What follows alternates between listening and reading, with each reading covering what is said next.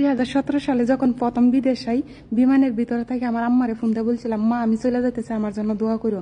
আমার আম্মা উঠতে বলছিল, জিরে এখনো সময় আছে, তুই এখান থেকে বের হয়ে চলে আস, তুই বিদেশ যায় থাকতে পারতে না, তুই এসব খাবার খাইতে পারতে না। কারণ আমি খানির মাঝে অনেক বাঁচতাম, আর আমার বাড়িতে কেউ কাজ করাইতে পারতো না। আমি কাজ করতে পারতাম, করতাম না।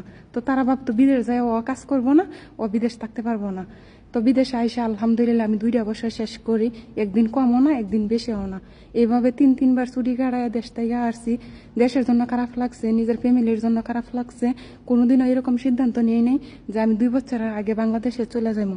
কিন্তু আমি 4 নাম্বার ছুটি কাটায় যখন আমি আসি, আমার এত খারাপ লাগতো।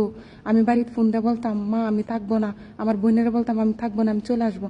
আমার মা আমার বোনে একটাই বুঝাইতো যে গ্যাস কম হইলো 6 মাস থাকিয়া তারপর চলে আসিস, শুধু একজন মানুষের কারণে। কারণ একজন মানুষকে নিজের জীবনের তাইকেও বেশি ভালোবেসে ফেলছিলাম, তার মায়ে পড়ে গেছিলাম।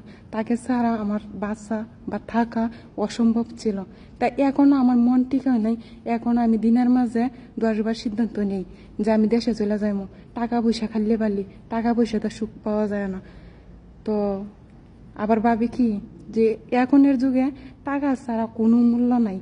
তাই টাকা কামাই করতে আসছি, টাকা কামাই করি, সময়ের উপরে সবকিছু ছাইড়া দেই। সময় আমার যেদিকে নিব আমি এই দিকেই যাইব। তো জানি না, বাকিরা উপরওয়ালা ভালো জানে যে আমার নসিবে কি আছে। একটু সুখের কারণে এত কষ্ট করতেছি আজকে 9 বছর ধরে, কপালে সুখ আছে কিনা।